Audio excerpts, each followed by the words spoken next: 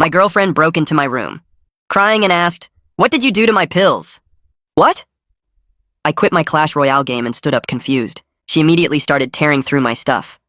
First my desk drawers, where she threw my notebooks and pens everywhere. Then she moved to my dresser and started pulling out clothes and tossing them on the floor. Her hands were shaking as she searched through everything like her life depended on it. I watched her dump out my backpack next, all my textbooks and laptop chargers scattered across the floor. She even checked inside my shoes, which made no sense at all.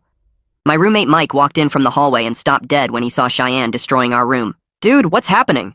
Mike looked between us nervously. Cheyenne spun around to face him with wild eyes. She asked if he'd seen me take anything from her room. Mike shook his head and quickly backed out, saying he'd give us space. Smart guy knew when to make himself scarce. "Cheyenne, what pills are you talking about?" I tried to grab her shoulders gently. She pushed me away and went for my closet next. Started pulling boxes off the top shelf and checking inside each one.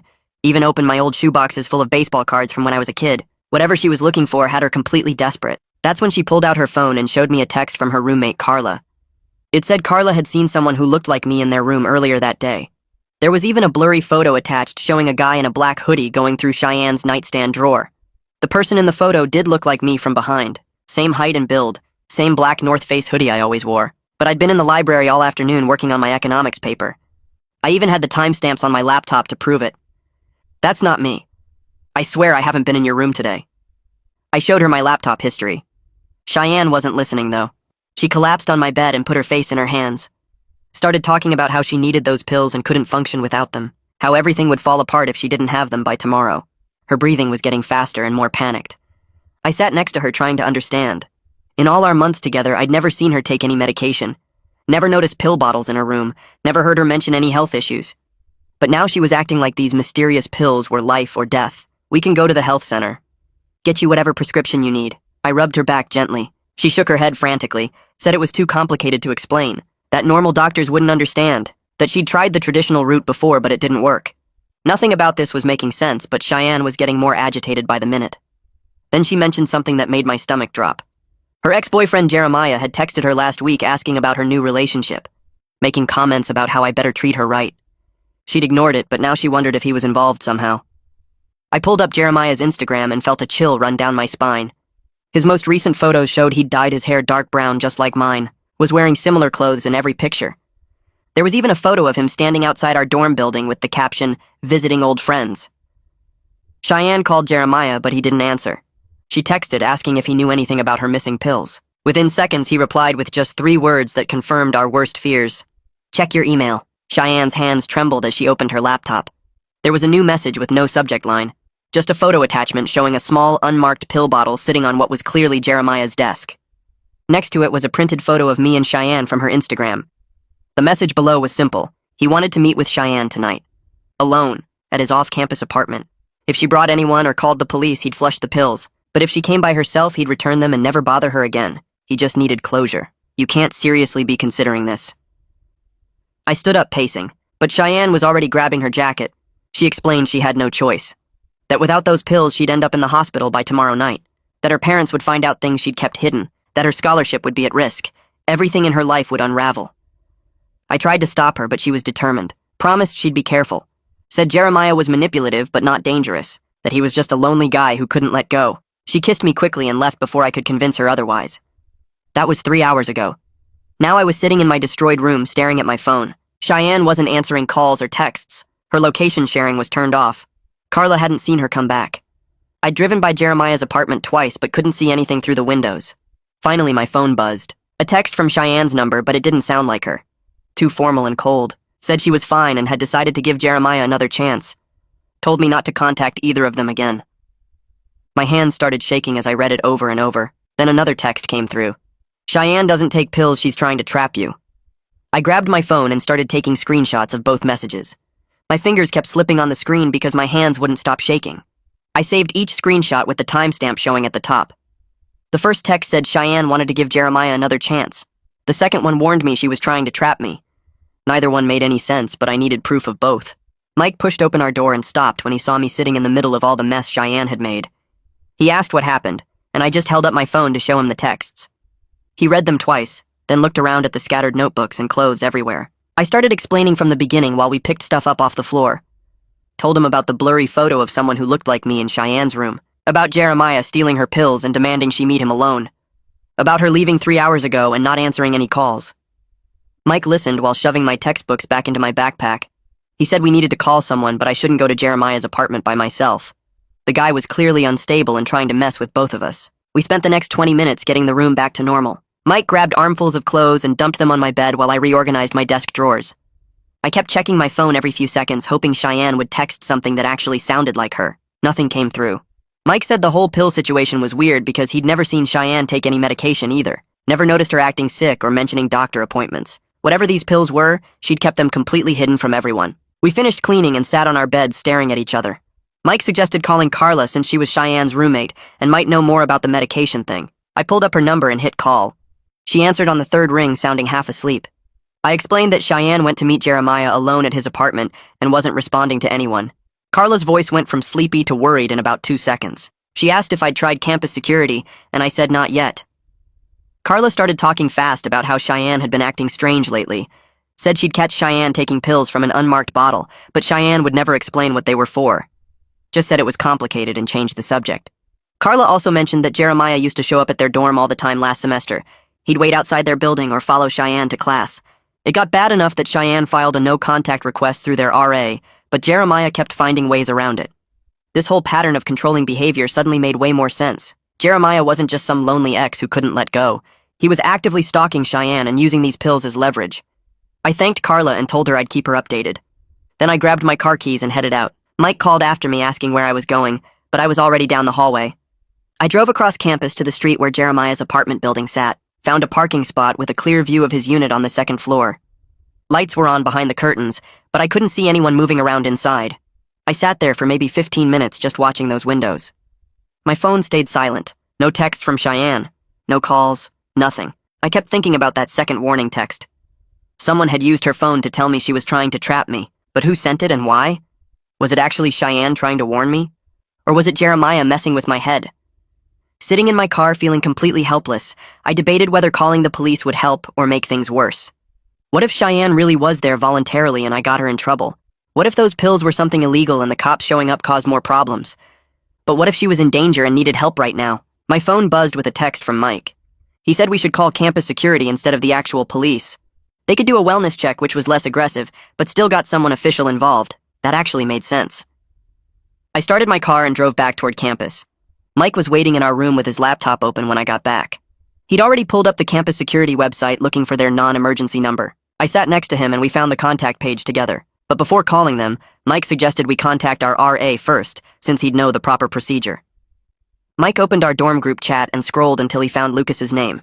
He sent a message explaining we needed help with an emergency situation involving another student's safety. While we waited for Lucas to respond, I opened my laptop and pulled up my library account, went through my login history from this afternoon. The timestamp showed I'd signed into a library computer at 2:15 and stayed logged in until 6:10. That was 4 solid hours of proof that I wasn't anywhere near Cheyenne's room when someone stole her pills. I took screenshots of the login records and added them to a new folder on my desktop. Mike looked over my shoulder and nodded. He said that evidence would clear me completely if anyone tried to say I was the one in that blurry photo. Lucas responded to Mike's message within 10 minutes. Said he was coming down to our room right now. He showed up still wearing his pajama pants and a hoodie. We let him in, and he sat in Mike's desk chair while I explained everything from the beginning.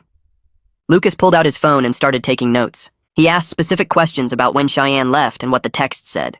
When I mentioned Jeremiah demanding she come alone, Lucas's expression got serious. He said this sounded like it could involve coercion and maybe even identity fraud if Jeremiah really did impersonate me. Lucas explained that campus security could do a wellness check if we were worried about a student's safety, but he also said I needed to compile all my evidence into one place: the photos, the texts, the timestamps, Jeremiah's Instagram posts showing his new appearance, everything that proved what was actually happening. He said documentation was crucial for any official report, because without proof it just became he said, she said. I spent the next hour organizing everything into a single folder, while Mike made a backup copy on his external hard drive. We included screenshots of Jeremiah's recent Instagram posts where he dyed his hair dark brown like mine, added the blurry photo Carla had sent showing someone in a black hoodie going through Cheyenne's room, put in all the threatening texts and emails Jeremiah had sent, added my library login timestamps proving my location. By the time we finished, the folder had over 30 files documenting the entire situation. Lucas reviewed everything and said this was exactly what campus security and police would need to see. Lucas pulled out his phone and dialed campus security right there in our room. He put it on speaker, so we could all hear. A woman answered, and Lucas explained the situation in a calm voice. He said a student had gone to meet her ex-boyfriend under bad circumstances and wasn't answering calls. The woman asked for Cheyenne's name and dorm building. Lucas gave her all the information while I sat on my bed gripping my phone. The security officer said they would send someone to check on the situation, but couldn't force entry without proof of immediate danger. She took down Jeremiah's address and said she'd call back with an update. Lucas thanked her and hung up. The call took maybe 5 minutes, but it felt like forever. I grabbed Mike's phone from his desk and tried calling Cheyenne again. Maybe she was just blocking my number. Mike unlocked it for me and I dialed her contact. The phone rang once, then went straight to voicemail. Her cheerful recorded message played and I felt sick hearing her normal voice. I hung up without leaving a message. Mike asked what happened and I told him her phone was either off or dead. That wasn't like Cheyenne at all. She always kept her phone charged and never turned it off. Even when she slept, she kept it on the nightstand with the ringer on. My hands started shaking worse as I stared at Mike's phone screen. Then my own phone buzzed with a text from Carla. She said she'd been going through old messages and found something important. I opened the screenshots she sent.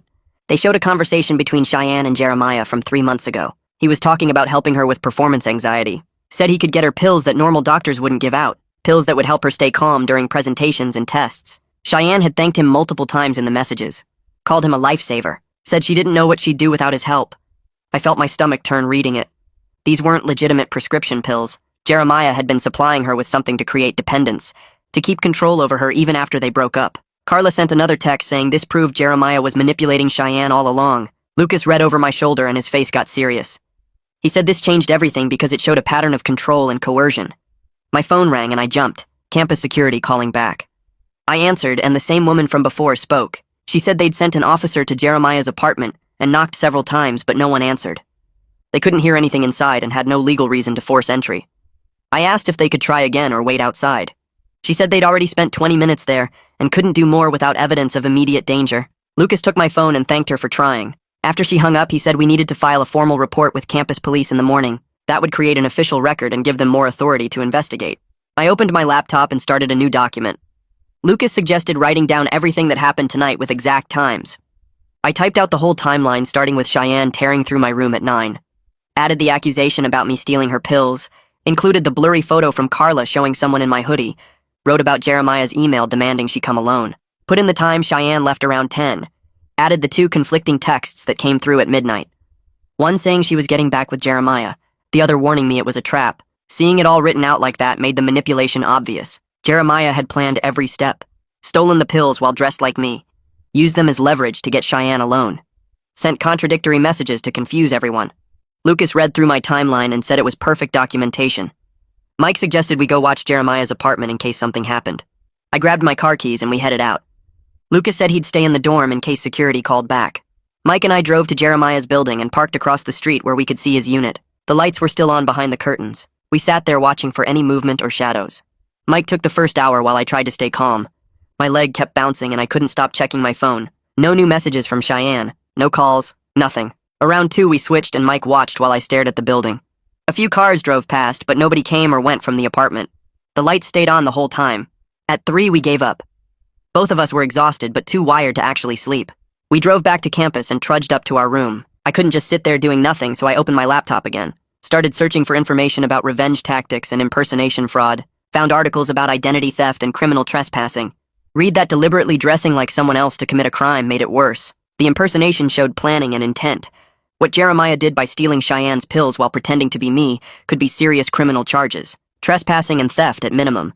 Maybe even stalking or harassment depending on his history.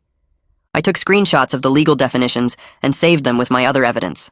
The sun started coming up around 6. I hadn't slept at all. Mike was passed out on his bed, still wearing his shoes. I pulled up my email and found my economics professor's address. Wrote him a message explaining I had a personal emergency last night. Asked if I could get an extension on the paper due today. Attached a note from Lucas confirming there was a dorm incident that required my attention. Sent it and hoped he'd understand.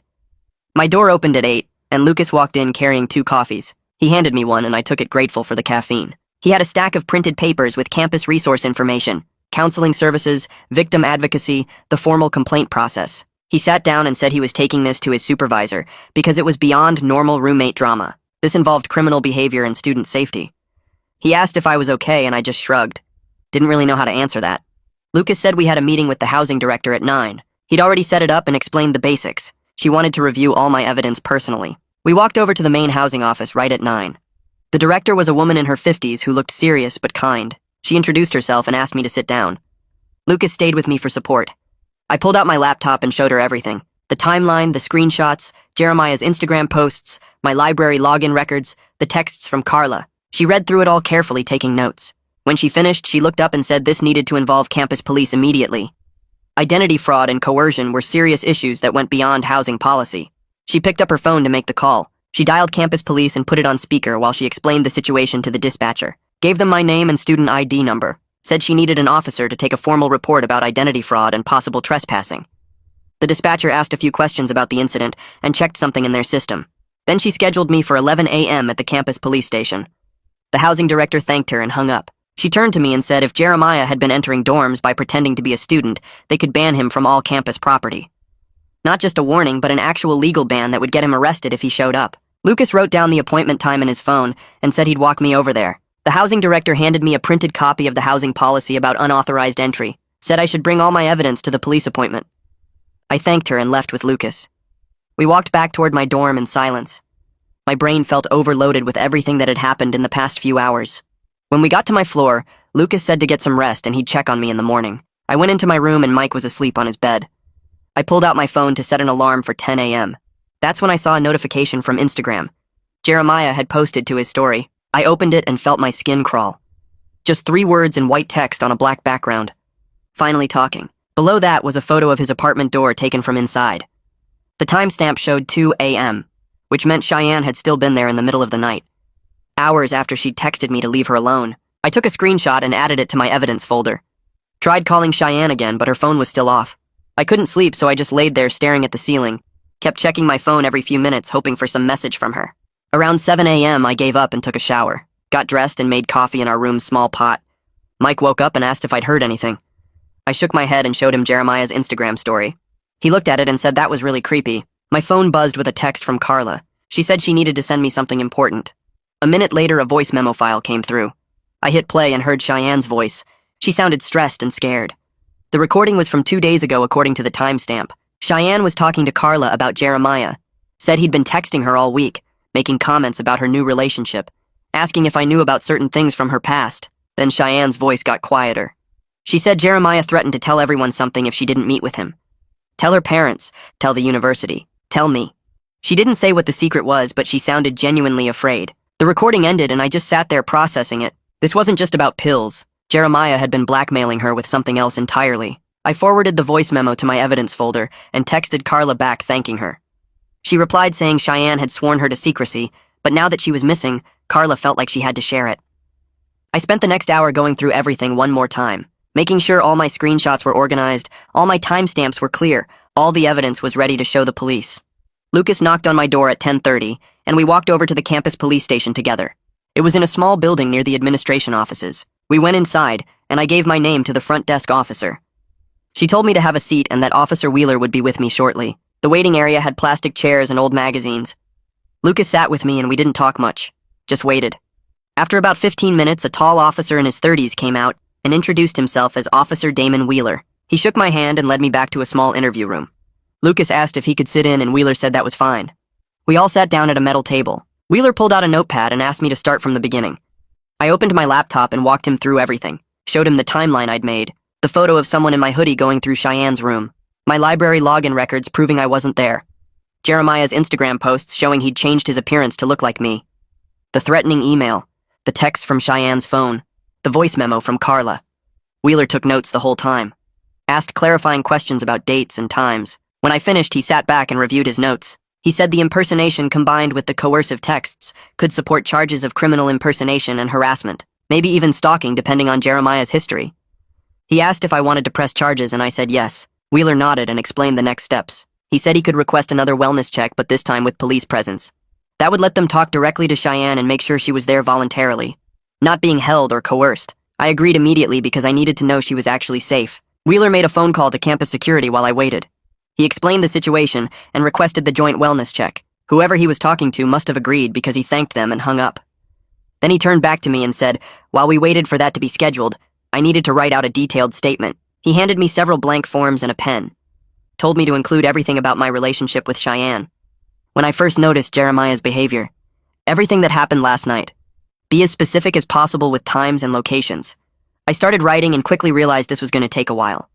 I wrote about how Cheyenne and I started dating 4 months ago, how she'd mentioned her ex a few times but never seemed worried about him, how I'd never seen her take any medication or heard her talk about health issues. Then I wrote about yesterday, the exact time she came to my room, what she said about the missing pills, the photo Carla sent, Jeremiah's Instagram account and the changes to his appearance, the email demanding she meet him alone, her leaving around 10 p.m., the conflicting texts at midnight, my attempts to find her, the 2 a.m. Instagram story, the voice memo revealing blackmail.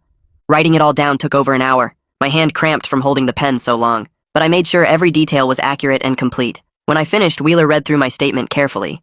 He asked a few follow-up questions and had me clarify some points. Then he signed the bottom and had me sign it too. Lucas witnessed both signatures. Wheeler said he'd just gotten approval for the wellness check. He was going to personally go to Jeremiah's apartment with Tamara Paget from campus security within the next 2 hours. He told me to stay on campus and wait for his call. Under no circumstances should I go there myself, even though I wanted to. He said interfering could complicate the legal case and potentially put Cheyenne in more danger. I promised I'd stay put. Wheeler walked us back to the lobby and said he'd be in touch soon. Lucas and I left the station and headed back toward the dorms. I checked my phone and saw it was already past noon. I told Lucas I was going to the library to try to work on my economics paper. He said that was probably a good idea to keep my mind busy. We split up and I walked to the main library, found an empty study room on the 3rd floor and set up my laptop.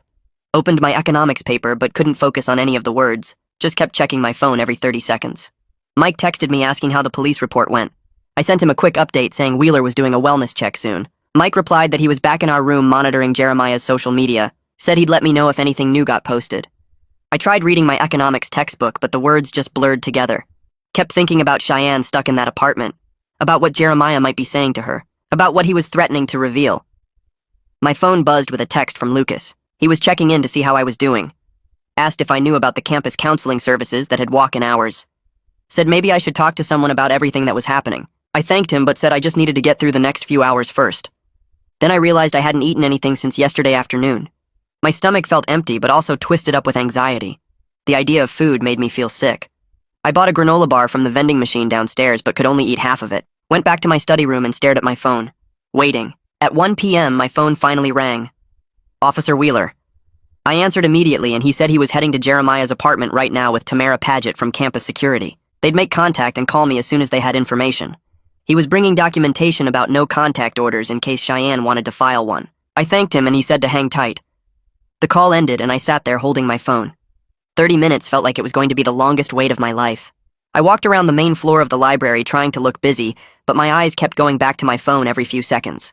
A student working at the circulation desk finally came over and asked if I was okay because I'd been pacing the same section for 10 minutes. I apologized and grabbed my stuff, then headed upstairs to find somewhere more private. The 3rd floor study rooms were mostly empty, so I claimed one in the back corner. The room had a small desk and a whiteboard on the wall, and a window looking out at the parking lot. I set my phone on the desk face up so I wouldn't miss Wheeler's call. Then I started pacing again. Back and forth between the desk and the window. My economics textbook sat unopened in my backpack. There was no way I could focus on supply and demand curves when Cheyenne might be in danger. I checked the time on my phone. Only 5 minutes had passed since Wheeler said he was leaving. I sat down in the chair, but my leg started bouncing up and down on its own. Stood back up and went to the window. Watched cars pull in and out of the parking spaces below. A group of students walked by laughing about something. Everything looked so normal out there while my whole world felt like it was falling apart. My phone buzzed and I grabbed it so fast I almost dropped it. Just a text from Mike asking if I'd heard anything yet. I told him no, and he sent back a thumbs up. Went back to pacing. The study room felt too small suddenly, like the walls were closing in. I opened the door and walked down the hallway past other study rooms where people were actually studying like their lives weren't complete chaos. Found a water fountain and took a long drink even though I wasn't thirsty. Just needed something to do with my hands. Checked my phone again. 15 minutes since Wheeler left. I pulled up Cheyenne's Instagram, but she hadn't posted anything. Her last photo was from 3 days ago showing her coffee cup at the campus cafe. Back to the study room. Sat down and tried to do some deep breathing like my mom always told me to do when I got stressed. In through the nose, out through the mouth. It didn't really help. My phone finally rang at exactly 1:45, and Wheeler's name popped up on the screen. I answered before the second ring. Wheeler said he was at Jeremiah's apartment and had made contact. My heart was pounding, so hard I could barely hear him. He explained that Jeremiah answered the door, and at first said Cheyenne wasn't there. Claimed he didn't know what Wheeler was talking about. But then Cheyenne appeared in the hallway behind him. Wheeler said she looked tired and her eyes were red like she'd been crying, but she didn't appear physically hurt. She told Wheeler she was there because she wanted to be, that everything was fine. Wheeler asked if he could speak with her privately, and Cheyenne agreed after a moment. They stepped outside the apartment while Tamara stayed inside with Jeremiah to make sure he didn't interfere. Once they were alone on the exterior stairs, Cheyenne started crying. She admitted to Wheeler that she felt trapped, but was scared of what Jeremiah would do if she tried to leave. He'd been threatening her all night with texts and calls before she even got to his apartment. Said he would tell her parents about the pills and report her to the university for unauthorized drug use. Wheeler asked what pills she was talking about, and Cheyenne finally explained everything. The pills were beta blockers that Jeremiah had been getting for her over the past 6 months. She'd started taking them for performance anxiety during exams and presentations. Her doctor wouldn't prescribe them because she didn't have a heart condition, so Jeremiah offered to get them for her through some connection he had. She knew it was wrong, but she was desperate, and they actually helped. Now Jeremiah was using that against her. He threatened to expose everything if she didn't meet with him. She came to his apartment because she didn't see any other choice. Her scholarship required maintaining a certain GPA, and if the university found out about unauthorized drug use, she could lose everything. Wheeler listened to all of this, and then gave her information about filing a no-contact order. Explained that what Jeremiah was doing qualified as coercion and possibly extortion. He offered to help her leave safely right then and there. Cheyenne agreed and said she wanted to go with him to make a formal statement. Wheeler went back inside and told Tamara the situation. Tamara issued Jeremiah a trespass warning on the spot. Read him the official statement that he was banned from all campus property effective immediately. If he was spotted on campus for any reason, he would be arrested for trespassing. Jeremiah tried to argue, but Tamara cut him off and said the warning was not up for debate. Wheeler brought Cheyenne out to his vehicle, and they headed to the campus security office. He told me to meet them there around 3. I thanked him and hung up, then just sat there for a minute processing everything. The beta blockers explained so much. Why Cheyenne was so desperate, why she wouldn't go to the health center, why Jeremiah had so much power over her. I grabbed my stuff and headed downstairs, texted Mike that Cheyenne was safe and I was meeting her at campus security. He replied that he was glad she was okay. The walk to the security office took about 15 minutes. I kept checking my phone to see if Cheyenne had texted, but there was nothing. Wheeler's car was already parked outside when I got there. I walked into the lobby, and a security guard pointed me toward a conference room down the hall. Wheeler was sitting at a table with Cheyenne and Tamara. Cheyenne looked exhausted. Her hair was messy and she had dark circles under her eyes. She wouldn't look at me when I walked in, just stared down at her hands folded on the table. Wheeler asked me to sit down, and then Cheyenne confirmed everything he'd already told me on the phone. That Jeremiah stole her pills and used them to manipulate her into coming to his apartment. That he'd been threatening her for days. She spoke quietly and kept her eyes down the whole time. Then she explained something I didn't know. She said she was the one who sent the second text warning me it was a trap. Jeremiah had left his phone on the kitchen counter for just a minute when he went to the bathroom. She grabbed it and quickly typed out that message to warn me. But he caught her right after and took both phones away. That's why she couldn't respond to any of my calls or texts. She'd wanted to, but had no way to contact anyone. Wheeler was writing everything down in his notebook. He explained that while beta blockers themselves might not be illegal, the way Jeremiah obtained them and used them as leverage could support harassment and extortion charges. He was going to forward all the information to the county prosecutor. Tamara added that the trespass warning was already in the system and campus security had been notified. If Jeremiah showed up anywhere on campus, they'd arrest him immediately. After about an hour of documentation and statements, Lucas showed up. Wheeler had called him to help arrange temporary housing for Cheyenne. Lucas explained that he'd talked to housing services, and they had a room available in the West Campus dorm. Cheyenne could move there tonight if she wanted. Get away from her current building and the memories of everything that happened. Cheyenne nodded and said yes, she wanted to move. She looked at me for the first time since I'd arrived, and quietly thanked me for calling security. Said she knew it was the right thing even though she'd been too scared to do it herself. Then she said she needed space to figure things out. That she had a lot to deal with and needed time. I told her I understood even though it hurt to hear. Wheeler wrapped up the meeting and said he'd be in touch about next steps with the prosecutor. Lucas walked Cheyenne out to help her start the moving process. I headed back toward my dorm alone. The sun was setting and campus looked peaceful. Hard to believe everything that had happened in the past 24 hours. When I got back to my room, Mike had cleaned up the rest of the mess from last night. All my clothes were folded and put away. My desk was organized. The baseball cards were back in their boxes. He looked up from his laptop when I walked in and asked if I wanted to order pizza. I said yes because I realized I hadn't eaten anything all day. We pulled up the delivery app and ordered a large pepperoni. Mike didn't ask a bunch of questions about what happened. Just let me sit there and decompress. We turned on some random YouTube videos and waited for the food to arrive. My phone buzzed with a text from Lucas saying Cheyenne was settled into her new room and seemed okay. I thanked him for everything he'd done. The pizza showed up 30 minutes later, and Mike and I ate it while watching compilation videos of people failing at simple tasks. It felt good to just exist in a normal moment after all the chaos. Around 9 that night, my laptop pinged with a new email notification. I grabbed it from my desk and saw the sender was campus IT department. The subject line said, "Identity verification required for security investigation." I opened it and read through the message twice.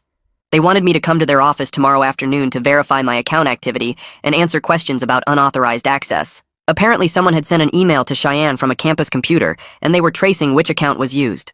The message included a case number and said to bring my student ID. I showed Mike the email, and he said it made sense they'd want to confirm I wasn't the one who sent that threatening message to Cheyenne. I replied saying I'd be there at 2 tomorrow and saved the email to my investigation folder. The rest of the night, I kept thinking about having to relive everything again for yet another official person. Mike could tell I was stressed because I kept checking my phone every few minutes, even though no one was texting. He suggested I try to get some sleep since tomorrow would probably be another long day of meetings and statements. I agreed and got ready for bed, but ended up lying awake for hours replaying the whole situation in my head.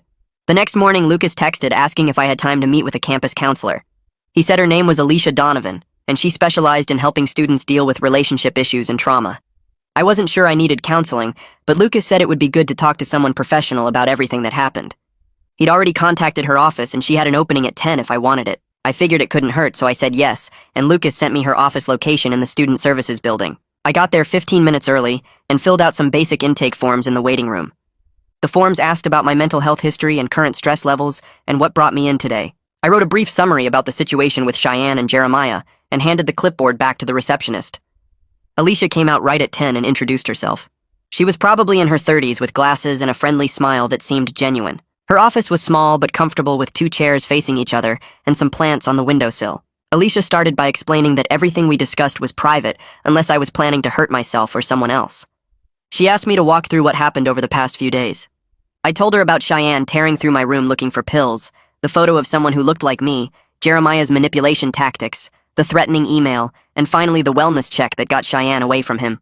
Alicia listened without interrupting and took a few notes on her tablet. When I finished, she said what I was feeling right now was completely normal for this kind of situation. Anger at Jeremiah for manipulating everyone, betrayal that Cheyenne kept secrets and put herself in danger, confusion about what was real and what wasn't, worry about whether she'd be okay going forward. She said all those emotions made sense and I shouldn't feel guilty for having them. That actually helped because I'd been wondering if I was being selfish for feeling mad at Cheyenne when she was clearly the victim here. Then Alicia started teaching me about healthy boundaries in relationships. She explained that I wasn't responsible for fixing Cheyenne's problems or protecting her from the consequences of her choices. That caring about someone didn't mean taking on their issues as my own. She gave me specific examples of what healthy boundaries looked like. Saying no when someone asks me to do something that makes me uncomfortable. Not dropping everything to solve someone else's crisis. Recognizing when I need space to process my own feelings. She also taught me some scripts for what to say if Jeremiah tried to contact me directly. Simple phrases like, "I don't want to talk to you," or "I'm ending this conversation now." She said having those prepared responses would help me stay calm if he showed up or messaged me. We spent almost an hour going through different scenarios and practicing how I'd respond. By the end, I felt way more prepared to handle whatever came next. After the counseling session, I headed to the IT department for my 2 o'clock appointment. The specialist who met with me was a guy probably in his late 20s who introduced himself as the security coordinator. He pulled up some logs on his computer and asked me to verify my student account username. Then he showed me a list of all the computers I'd logged into over the past week. I recognized most of them from my usual study spots in the library and the computer lab in my dorm. He pointed to one entry that showed a guest computer account in the main library had been used to send an email to Cheyenne's address. The timestamp was from yesterday afternoon, around the same time Jeremiah must have sent that threatening message. The specialist explained that guest accounts didn't require student credentials, so anyone could use them. But the library had security cameras that might have caught who was at that computer. He said he was working with campus police to pull the footage. Then he confirmed that my actual student account hadn't been used for anything suspicious. This proved I wasn't the one who sent the email and that Jeremiah had been on campus impersonating a student.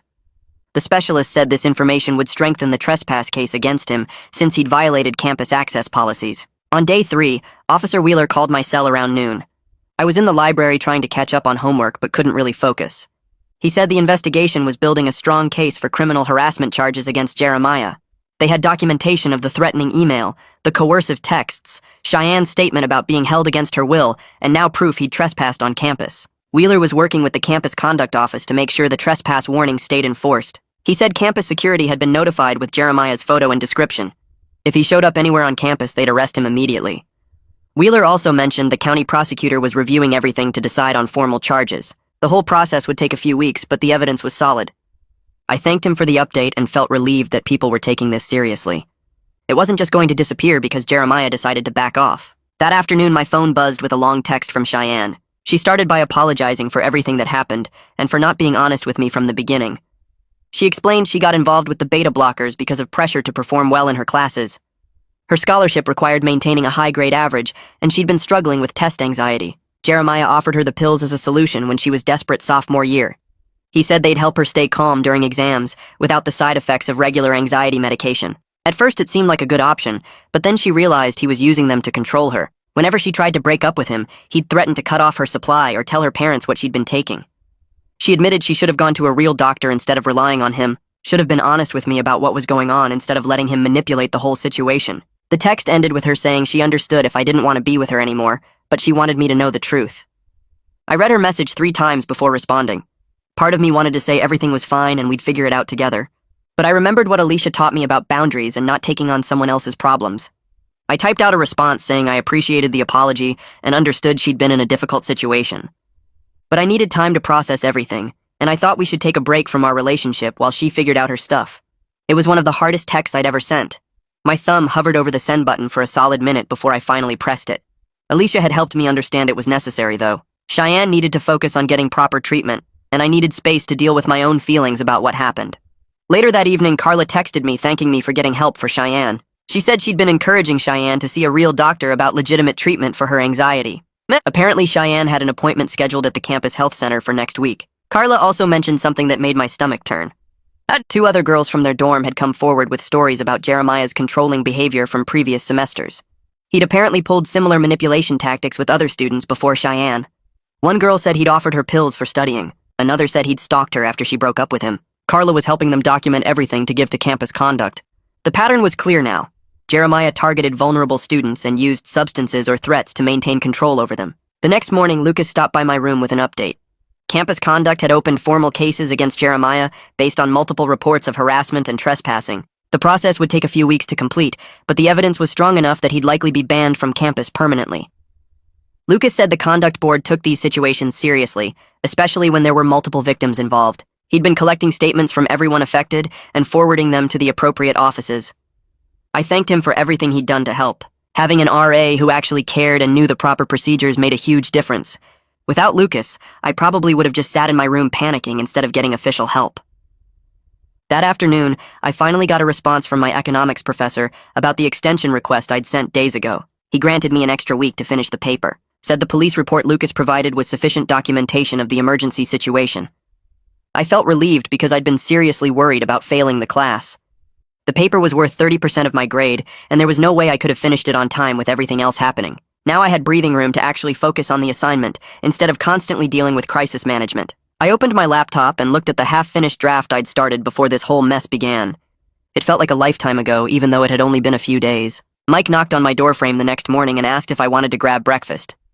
We walked to the dining hall and he brought up something I hadn't even thought about.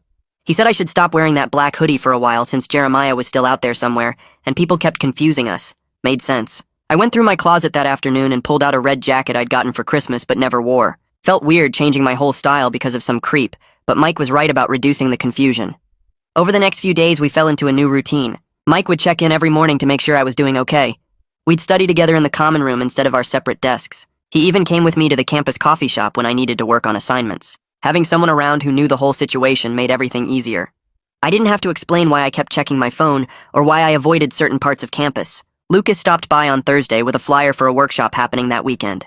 Digital safety and healthy relationships. He said the campus counseling center ran it every month and thought it might help me process everything. I wasn't sure at first because workshops sounded boring, but I trusted Lucas. Saturday morning, I showed up at the student center and found about 20 other students in the room. The counselor running it talked about manipulation tactics and warning signs in relationships. She went through examples of controlling behavior and coercion.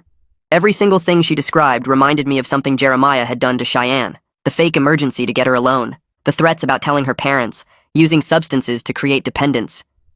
I realized I'd missed so many red flags over the past few weeks. Cheyenne's anxiety had gotten worse, but she wouldn't talk about why. She'd been secretive about her schedule and who she was meeting. She'd mentioned Jeremiah texting her but downplayed it as no big deal. All the signs were there, but I'd been too focused on my own stuff to notice. The workshop gave us handouts about healthy boundaries and communication. I took 3 copies because I wanted to go through them later. Monday afternoon, my phone rang with a number I recognized. Officer Wheeler. My stomach tightened as I answered. He said he had an update about Jeremiah. Campus police had arrested him yesterday near the gym. Apparently, he'd violated the trespass warning by showing up on campus property. Wheeler said Jeremiah claimed he was just visiting a friend, but security footage showed him walking around multiple buildings for over an hour. Now he was facing criminal trespassing charges on top of the harassment investigation. Wheeler explained the charges were more serious because Jeremiah had been officially warned to stay away and chose to ignore it. The prosecutor's office was building a case and wanted to know if I'd be willing to testify if it went to trial. I said yes immediately. Later that day, I got a text from Cheyenne. First one since we'd agreed to take space. She said she'd met with a doctor at the campus health center who evaluated her for anxiety. They talked about legitimate treatment options, including therapy, and maybe properly prescribed medication if needed. She wrote that it felt good to finally be honest with a medical professional about what she'd been dealing with. I texted back saying I was glad she was getting real help. Kept it short because I still needed space but wanted her to know I cared about her well-being. The next week, I threw myself into catching up with schoolwork. My economics paper was due in 3 days, and I still had 10 pages to write. I spent every afternoon in the library working through my research and organizing my arguments. The structure and routine helped me feel more in control. Writing about supply and demand curves was boring, but it gave my brain something concrete to focus on besides the chaos of the past 2 weeks. Mike brought me coffee and snacks when I forgot to eat. He'd text me reminders to take breaks and actually leave the library. By Wednesday night, I'd finished the entire paper, 20 pages of economic analysis that I never thought I'd complete. Thursday morning, Lucas texted our floor group chat with news. Campus Conduct had completed their investigation and officially banned Jeremiah from all university property. They'd sent a formal notification to campus security with his photo and instructions to call police immediately if anyone spotted him on campus. The ban was permanent and would follow him even if he tried to enroll at another school in the state system. Lucas said the conduct board took the situation seriously because multiple students had reported similar experiences with Jeremiah. The pattern of behavior was clear enough that they didn't hesitate with the ban. Friday afternoon, Cheyenne texted asking if I could meet her at the campus security office. She said Officer Wheeler was helping her file a formal no-contact order through the county court system. She wanted me there as a witness since I'd been involved in the original incident. I walked over and found Cheyenne sitting in the waiting area looking tired but determined. Wheeler came out and brought us both into his office. He had a stack of forms printed out and walked Cheyenne through each section. The order would prohibit any direct or indirect contact, including social media, texts, emails, or messages through other people. Jeremiah wouldn't be allowed within 500 feet of Cheyenne, her dorm, her classes, or her workplace. If he violated it, he'd face immediate arrest. Cheyenne filled out the forms with Wheeler's guidance. She listed every incident she could remember going back to last semester. The unwanted visits, the threatening messages, the pills he'd stolen and used as leverage. Wheeler documented everything carefully and said he'd submit the paperwork to the courthouse on Monday. The following Tuesday, I met with Grayson Fletcher in his office to discuss my completed economics paper. I'd emailed it Sunday night and wasn't sure what to expect. Fletcher told me to sit down and said he'd read through the whole thing. He was understanding about the situation and said my work showed I'd managed to focus despite dealing with a personal crisis. He respected that I'd pushed through and produced solid analysis, even with everything else happening. He gave me a B+ on the paper, which brought my grade up to a solid B for the class. I left his office feeling relieved. Wednesday morning, Lucas posted a notice on our floor's bulletin board and in the group chat. He was closing the official dorm incident report and wanted everyone to know about proper reporting procedures. The notice explained how to document harassment or coercion and listed all the available resources for students. Campus security, counseling services, the conduct office, victim advocacy. Several residents commented thanking Lucas for handling everything professionally. A few people I didn't know well stopped me in the hallway to say they were glad the situation got resolved. That weekend, Mike suggested we visit his family as a way to decompress and get off campus for a bit. His parents lived 2 hours away in a suburb with actual houses and yards. I packed a bag Friday after my last class, and we drove out that evening. Mike's parents were welcoming and didn't ask invasive questions about what had been happening. His mom made dinner and we sat around talking about normal stuff like sports and movies. His dad showed me his woodworking shop in the garage. They had a guest room set up and told me I could visit whenever I needed a break from campus. Saturday, we just hung out watching football and eating too much food. It was exactly what I needed after weeks of stress and crisis management. Sunday afternoon, we drove back to campus and I felt more settled than I had in weeks. Carla texted me Monday morning saying she was meeting with her RA to help Cheyenne work out a room transfer. She wanted to make sure Cheyenne had stable housing for the rest of the semester, without constant reminders of everything that happened. They spent most of Monday afternoon filling out housing paperwork and coordinating with the resident's life office. By Tuesday, Carla confirmed they found an opening in a different building where Cheyenne could move in the following week. The new room was in a quieter hall with better security access, and Cheyenne seemed relieved about the fresh start. I checked Jeremiah's Instagram Tuesday night out of curiosity and noticed his account had gone private. No new posts showed up in over a week, and his follower count dropped significantly. The silence actually felt more reassuring than watching him post vague, dramatic content. Mike pointed out that going dark was probably his way of avoiding more attention after getting arrested for trespassing. Wednesday morning, I got a text from Cheyenne saying she started attending regular counseling sessions at the campus center. She joined a support group for students dealing with anxiety and was working with a therapist on legitimate treatment options. Her messages were brief but respectful of the boundaries I set about needing space. She sent occasional updates about her progress, but never pushed for more contact than I was comfortable with. I appreciated that she understood we needed distance while she focused on recovery. Thursday afternoon, Officer Wheeler called and asked me to stop by the station to pick up final documentation. He handed me a thick folder containing his completed police report and a case number I could reference if needed. Wheeler explained the harassment charges against Jeremiah were moving forward through the county prosecutor's office. The evidence we collected was strong enough that the prosecutor felt confident about getting a conviction or plea deal. Wheeler also gave me copies of all the incident reports and witness statements in case I needed them for any reason. 3 weeks after the initial incident, Cheyenne sent me a longer text confirming she filed the no-contact order and the court approved it. She thanked me for getting help when she couldn't ask for it herself. Her message acknowledged that our relationship was over, but she was grateful I cared enough to involve authorities instead of just walking away. Reading her text made me feel like I made the right choice, even though the whole situation was messy and complicated. I scheduled another session with Alicia to talk about how I was managing the aftermath. She seemed pleased that I maintained healthy boundaries and used campus resources instead of trying to handle everything alone. Alicia encouraged me to keep prioritizing my own well-being and reminded me that helping someone doesn't mean sacrificing my own mental health. We discussed warning signs I should watch for in future relationships, and she gave me strategies for recognizing manipulation tactics early. Lucas organized a dorm floor meeting the following week about safety and reporting procedures. He used the situation as a teaching moment, without sharing identifying details about me or Cheyenne. Several residents asked good questions about how to document harassment and when to involve authorities. A few people seemed more aware of available resources after Lucas explained the process. The meeting made me realize how many students don't know about campus security protocols or victim advocacy services until they need them. 2 days later, I got a call from the county prosecutor's office with news about Jeremiah. They said he accepted a plea deal that included probation, mandatory counseling, and a permanent no-contact order. He wouldn't face jail time, but the charges would remain on his record. The prosecutor explained that the plea deal saved everyone from going through a trial while still holding Jeremiah accountable. I felt relieved knowing he had legal consequences, even if they weren't as severe as they could have been. A month after everything started, I finally felt like I was back to my normal routine. Classes filled my days and I hung out with Mike without constant anxiety about checking my phone. I worked on assignments in the library without looking over my shoulder or worrying about dramatic confrontations. Sometimes I still thought about what happened and wondered if I could have handled things differently. But mostly I felt grateful for the lessons I learned about recognizing manipulation tactics and trusting my instincts when something feels wrong. Cheyenne was doing better with legitimate medical support and regular therapy. Jeremiah was legally required to stay away from all of us. I had stronger boundaries and better coping skills for handling future relationship issues. The whole experience taught me that getting help from authorities and campus resources isn't overreacting when someone's safety is at risk. Mike and I talked about it sometimes, and he pointed out that I did the right thing even when it felt uncomfortable.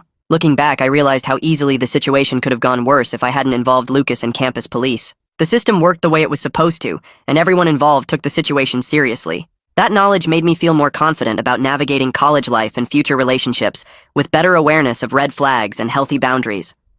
That's today's story wrapped up. I try to make sure there's always something useful hidden in each one, even if it's small. And hopefully this one gave you something to take with you. Subscribe so you'll catch the next bit of insight.